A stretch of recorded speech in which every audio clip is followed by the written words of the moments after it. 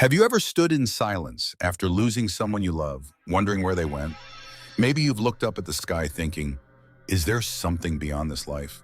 Or is this really all there is? That question, the one that quietly sits in the heart of every human being, is what brings us here today. What happens after we die? And if there is something more, what does that look like? We all try to ignore death until it knocks on our door, but deep down, we know it's coming. We fear it, we avoid thinking about it, and yet it's the one experience we all share. And when it does come close, whether through a personal loss, a global tragedy, or a quiet moment of reflection, it shakes us. It forces us to ask, what now? Is the person really gone? Will I see them again? And what will happen to me when my time comes? Across different cultures and religions, you'll hear many answers. Some speak of heaven and hell, others of energy returning to the universe, and some offer silence. But Buddhism gives us something else entirely. Not just a belief, but a lens, a way of seeing life, death, and what may come after as parts of one vast flowing river. Instead of offering comfort through certainty, Buddhism offers peace through understanding. It teaches that death is not the enemy, not the end, and certainly not something to fear. It's a moment of transformation, a continuation of the story shaped by how we lived and how we let go. This isn't about forcing a belief on you. This is about exploring together, with curiosity and honesty, the ancient teachings that have guided millions.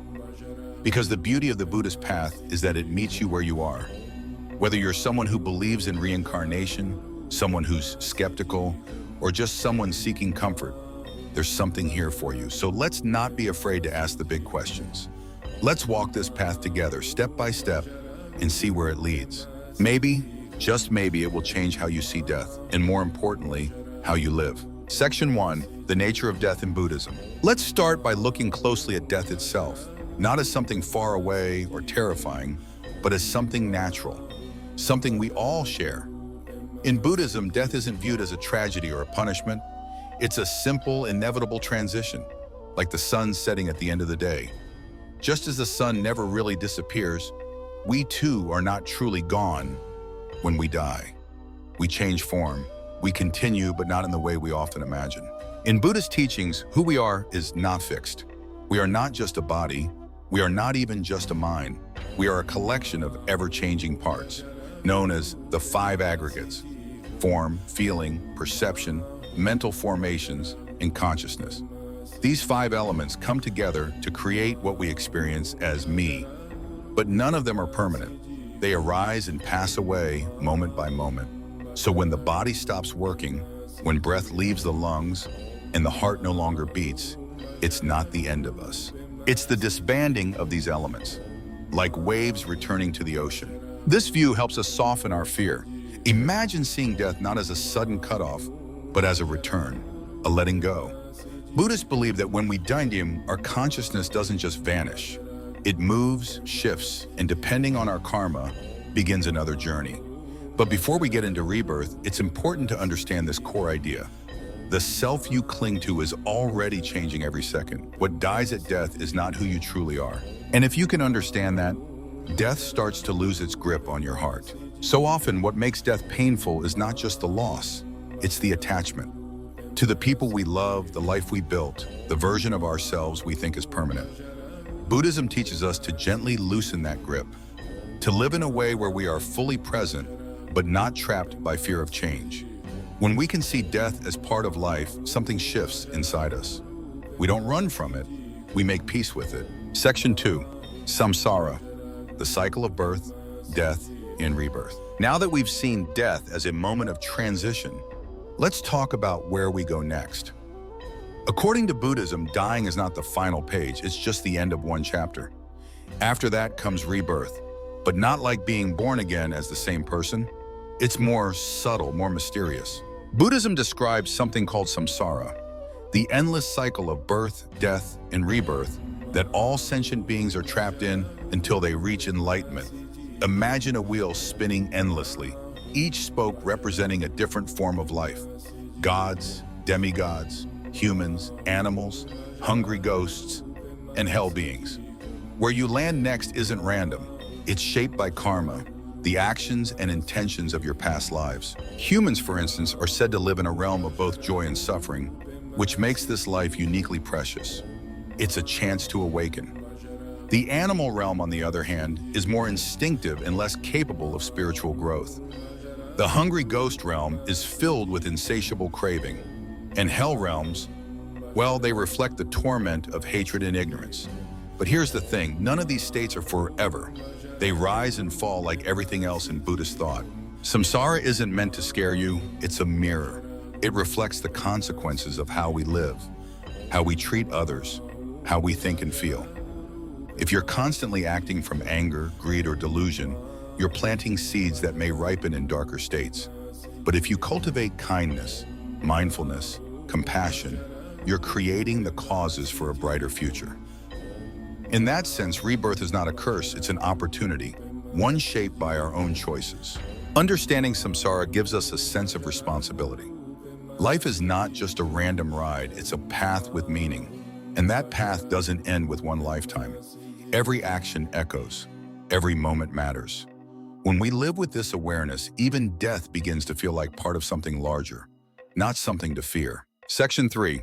Karma and its role in the afterlife. So now that we've seen how life continues through rebirth, you might be wondering, what exactly determines where we go next?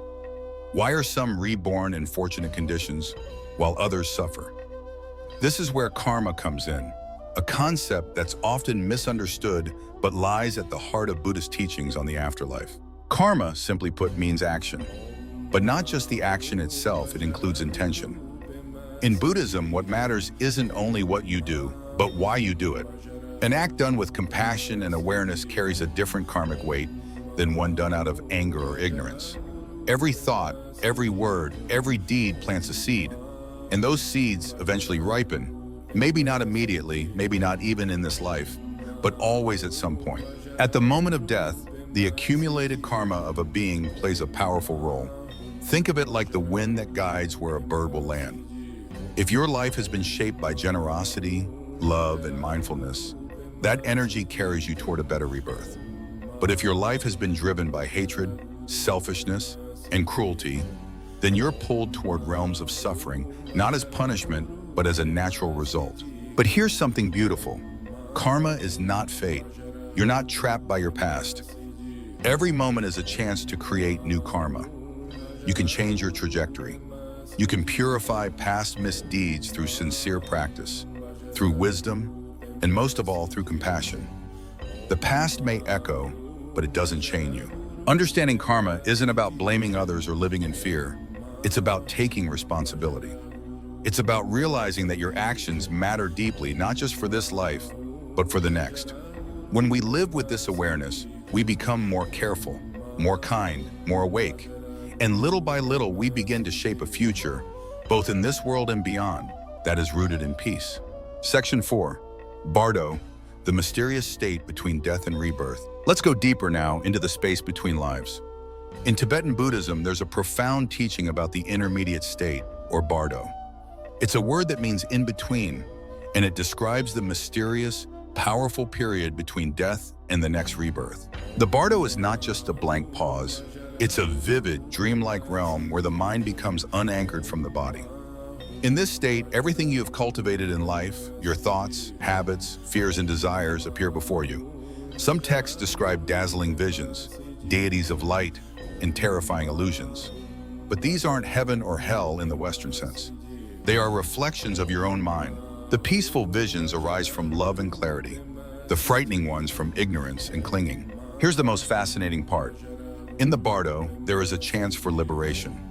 Because the mind is so fluid, there are rare moments where one can recognize the true nature of existence, the emptiness, the light, the boundlessness, and attain enlightenment right there.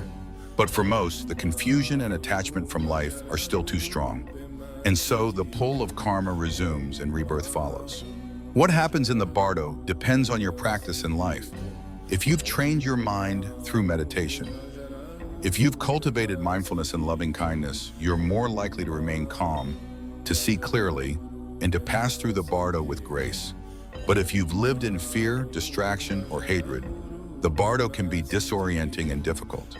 This is why Buddhist teachings emphasize preparation, not just for death, but for that fragile, potent moment after it. Because death is not just the end of one life, it's the beginning of something new. And how you meet that moment can change everything. Section 5. Enlightenment as the ultimate liberation from death. Imagine for a moment a state beyond fear, beyond suffering, beyond birth and death. That's what enlightenment is in Buddhism, not just a beautiful idea, but the heart of the whole path. It's the complete awakening to the truth of reality. And when someone reaches this state, they are no longer bound by the wheel of samsara. They are free. Enlightenment isn't a magical transformation where you suddenly gain superpowers or leave this world behind. It's the gradual, profound realization that there was never a solid, permanent self to begin with. All that we cling to, our ego, our stories, our possessions, even our identities, are passing. When the illusion of a separate self dissolves, suffering dissolves with it. And with that, the cycle of rebirth comes to an end. The Buddha himself, after many lifetimes of seeking, sat under a Bodhi tree and awakened to this truth. He saw clearly the causes of suffering and how to be free from them. He didn't die that day. He lived and taught for decades after. But when he eventually passed, it wasn't into another birth. It was into parinirvana, the final peace. Many Buddhist masters throughout history have followed in his footsteps. There are stories of monks who died with a gentle smile, seated in meditation, their minds perfectly still. Some even predicted the exact time of their death, not as a parlor trick, but as a sign of complete mastery over the mind and body. These aren't just legends. They're reminders that this freedom is real. It's possible, and it begins not after death, but in how we live right now. If you've ever felt the heaviness of life, the repeating patterns, the sense that you're chasing something without finding peace, then maybe deep down you're already longing for this freedom. Enlightenment isn't an escape from the world. It's waking up to the world as it truly is. And that awakening, that's the true end of death. Section 6. Buddhist funeral rites and cultural perspectives on the afterlife. While the teachings of Buddhism offer deep insight into the nature of life and death, how those teachings come to life in practice can look very different across cultures. From the temples of Thailand to the mountain monasteries of Tibet, from the quiet rituals of Japan to the heartfelt ceremonies in Vietnam, Buddhist funeral traditions reflect both the universality and the uniqueness of the path. In many Buddhist communities, a funeral is not just a time to mourn, it's a time to support the journey of the one who has passed. Chanting plays a central role. Monks and family members recite sutras that guide the consciousness of the deceased, helping them move peacefully through the Bardo or to a favorable rebirth. These chants also remind the living of impermanence and encourage them to cultivate virtue. In Tibetan traditions, there is the reading of the Bardo Thodol, known in the West as the Tibetan Book of the Dead. For 49 days after death, the soul is believed to wander through the intermediate state, and loved ones offer prayers and rituals daily to support that transition. In Japan, family altars are kept in homes with photos and incense, keeping ancestors close. In Vietnamese practice, offerings of food, water, and symbolic money are made to honor the dead and generate merit for their next life. These customs aren't just superstition or habit. They are acts of love. They reflect the belief that our actions, even after someone has died, still matter, that we're still connected, that death is not a wall but a bridge. What's even more moving is how these rituals also serve the living. They create space for grief, for reflection, for healing. They help families come together, not just to say goodbye, but to remember what's most important. They are a reminder that love doesn't end when a heartbeat does. It continues softly, quietly, through memory, prayer, and the way we choose to live on. Section 7. Near-death experiences and rebirth stories in Buddhism. Sometimes what shakes our understanding of death most are the stories that seem to defy it. Around the world, people have reported strange and beautiful experiences after being clinically dead, floating above their bodies, entering tunnels of light, meeting beings of peace, or reliving moments of their lives. While not exclusive to Buddhism, near-death experiences, NDEs, have long intrigued spiritual seekers and scientists alike.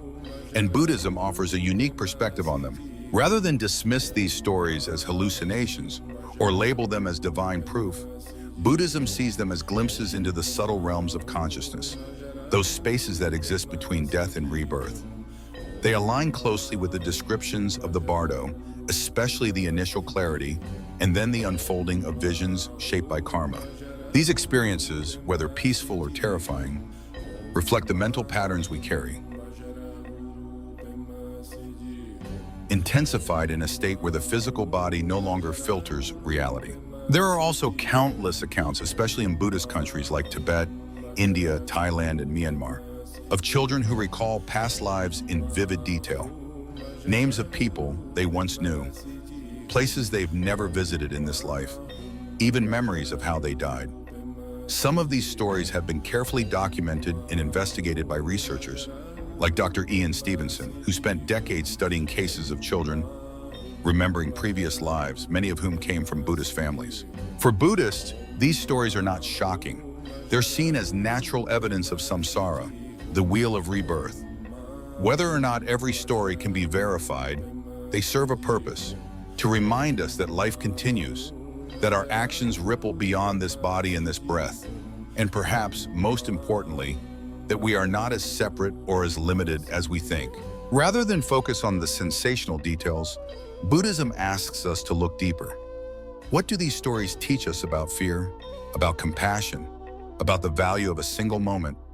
Whether or not we've had an NDE or a memory of a past life, we can still wake up today with gratitude, with awareness, and with the understanding that life is more mysterious and precious than we realize. Section 8, How to Prepare for Death, the Buddhist Way. Let's shift now from stories to practice, from what might happen after death to how we can prepare for it right now. Because in Buddhism, death is not just something that happens to us. It's something we can meet with awareness, with grace, and even with peace. The key is to begin before it arrives. There's a powerful meditation in Buddhism called Maranasati, which means mindfulness of death. It's not morbid, it's liberating. By reflecting regularly on the certainty of death and the uncertainty of its timing, we're not becoming more afraid, we're becoming more awake. We stop wasting time, we forgive faster, we love deeper, we let go of petty concerns and start to live in alignment with what really matters. Preparing for death also means preparing the mind. In the final moments of life, our habits and emotions rise with intensity. If we've spent our lives clinging, fearing, rushing, then death will likely feel like a struggle. But if we've cultivated calm, generosity, and presence, those qualities will be there to hold us when everything else falls away. That's why Buddhist teachings place so much emphasis on daily practice. Meditation is not about escaping the world. It's training for clarity, for stability, for compassion. Acts of kindness, mindfulness in speech and thought, letting go of grudges, all of these are preparations for death, not just for ourselves, but for those around us. In some traditions, advanced practitioners rehearse their death through deep meditative absorption, learning to recognize the stages of dissolution when the body begins to shut down and the mind becomes more subtle. For them, death is not frightening. It's a doorway they visited before, in stillness, in silence. But even if you're just beginning, it's never too late. You can prepare your heart by living simply, loving well, and staying present. You can speak openly with loved ones, make peace with your past, and care for your mind the way you care for your body. Because in the end, how we live is how we die. And death, when met with mindfulness, becomes not the end of something, but the most honest, sacred reflection of who we've become. Section 9. What can we learn from the Buddhist view of the afterlife? So what does all this mean for us here and now? We've explored samsara, karma, rebirth, the Bardo, and the path to enlightenment. We've seen how Buddhist cultures honor the dead, how the living prepare for their final breath, and how real-life stories echo the ancient teachings. But in the end, these aren't just philosophical ideas or cultural traditions.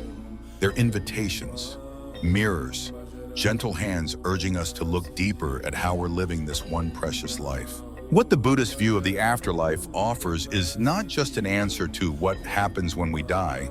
It's a radical shift in how we approach life itself. It teaches us that every moment matters, that nothing is wasted, that even the smallest act of kindness can echo across lifetimes. It teaches us that impermanence is not something to fear, but something to cherish because it's what makes everything so valuable. It also gives us a new relationship with suffering. Instead of seeing pain or difficulty as punishment or failure, Buddhism helps us see it as part of a much larger process. Every challenge is an opportunity to grow in wisdom. Every loss, a chance to open the heart. And every death, not just of others, but the little deaths we experience every day, is a call to awaken. Most of all, it teaches us compassion. When we understand that everyone is caught in the same cycle, that we're all carrying invisible stories, lifetimes of longing, joy, and sorrow, we begin to soften. We judge less. We love more. We become less concerned with having the right beliefs and more concerned with being a source of peace in a troubled world. You don't have to be a monk. You don't have to believe in reincarnation. You don't have to chant or bow or study ancient texts. But if you can take even one teaching from this tradition and let it live in your heart, whether it's the practice of mindfulness, the awareness of impermanence, or the commitment to do good, you're already walking the path. You're already beginning to live in a way that brings peace, not just at the end, but every step of the way. Conclusion: the end is not the end. Death will come for all of us, that much is certain. But maybe after everything we've explored together, we can start to see it differently. Not as a cold, final silence, but as a gentle pause, a turning of the page, a continuation of a story far greater than this one life. Buddhism doesn't ask you to blindly accept an afterlife. It invites you to look inward, to notice the patterns of your mind, to understand the seeds you're planting every day. It reminds you that this moment, right here, is where everything begins and where everything continues. When someone we love dies, their body disappears, but their kindness, their laughter, their presence in our hearts, that remains. And maybe that's the truest kind of afterlife. The impact we leave behind, the love we've given, the transformation we've sparked in others. And maybe, just maybe, we carry all that forward into the next life too. The truth is, we don't need to fear death. We need to fear a life not fully lived, a life distracted, a life disconnected from what really matters. So let's not wait. Let's live with purpose. Let's practice compassion. Let's be present here and now, not because death is coming, but because life is already here, calling us to wake up. You don't need all the answers. You just need to be open, to listen, to wonder. And in that space of quiet curiosity, something shifts. You begin to feel it, not as a theory, but as a truth whispered in the stillness. The end is not the end, and the soul, whatever it is, however it moves, was never lost to begin with.